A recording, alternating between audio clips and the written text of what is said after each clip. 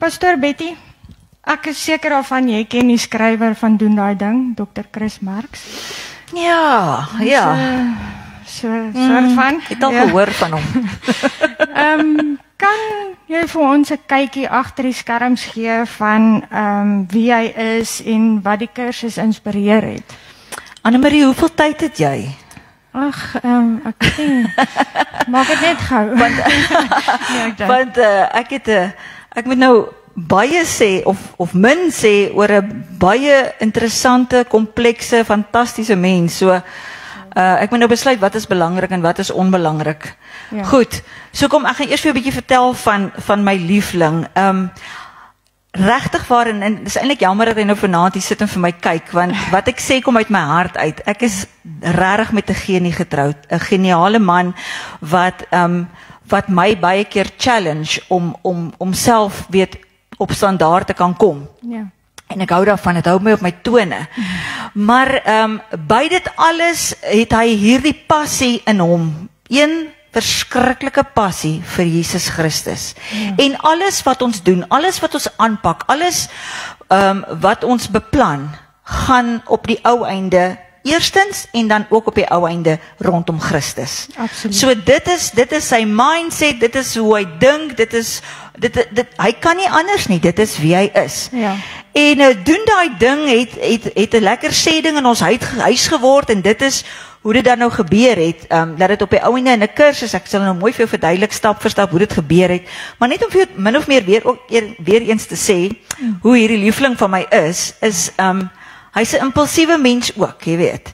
So as iets gebeur en hy sien 'n kans en hy sien 'n geleentheid, dan sê hy vir my kom ons doen daai ding, jy weet. Ja. So ons het so, ek dink dit was 10 of 11 jaar terug, toe ry ons van Polokwane af, Pietersburg in die ou jare.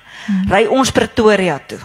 Ons het daar my skoonsussie bietjie gehelp en nou is ons op pad terug, so 3 maande daarvoor gehelp nadat sy in 'n verskriklike ongeluk was. En op pad na Pretoria toe bel iemand ons en sê, hoorie, ek het 'n opsie vir julle. Ek wil graag hê, want hulle weet hy was baie in die buurlande van Suid-Afrika en ook in Afrika op. Ek wil 'n paar besighede begin in Mosambiek. En ek weet Chris weet redelik baie van dit en ek wil hê julle moet vir my gaan kyk vir my hoe lyk die eiendomsmark, gaan kyk vir my hoe lyk besigheidsgeleenthede en so aan. Dink daaroor, bid daaroor en laat sê julle vir my wanneer julle wil gaan, ek betaal alles. En voor ek baie sê, toe sê hy, ons gaan nou. Okay. Ons ry nou. Nou dadelik. Dank die Here, die paspoorte was in my handsak. Toe doen ons daai ding. Toe doen julle. Huh? Ja. Nou dit is hoe dit gaan in ons huishouding. Okay. So ek is nie altyd seker soggens as ek wakker word, dit wat ons gesê het die vorige aand ons gaan doen, of dit nou wel gaan gebeur nie. Maar dit is altyd interessant. Dit is altyd interessant in daardie huis. En as ek sê, ek kan nou so baie dinge vir jou vertel van my liefling, regtig waar, sy kennis, sy insig, sy emosionele intelligensie, sy manier om dinge uit 'n ander oogpunt as enige iemand op hierdie aarde te sien. Jy weet, ek hoor partykeer ook maar kinderstories, want ek is partykeer mos nou op Facebook, jy weet.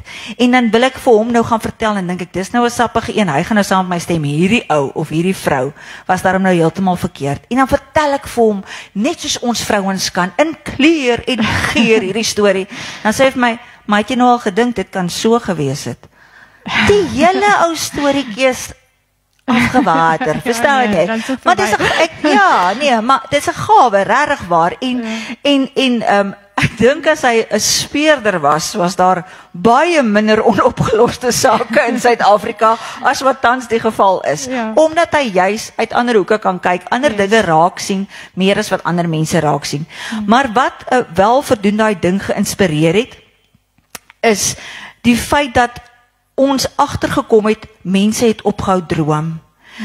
Of daar is nog steeds 'n droom, maar hulle is nie altyd seker hoe om daai droom te bereik nie. En weet jy, ek dink ek en hy was nog in 'n verhouding voordat ons getroud is. Toe het ek eendag vir hom gesê, ek kan nie onthou waaroor ons gepraat het nie, maar ek het gesê ek sal nogal graag eendag dit en dit wil doen. Toe sê hy vir my, weet jy, die moeilikste ding om iets te doen is om te begin. Dit is waar. En dit is al wat jy moet doen. Ja. Jy moet begin. Yes.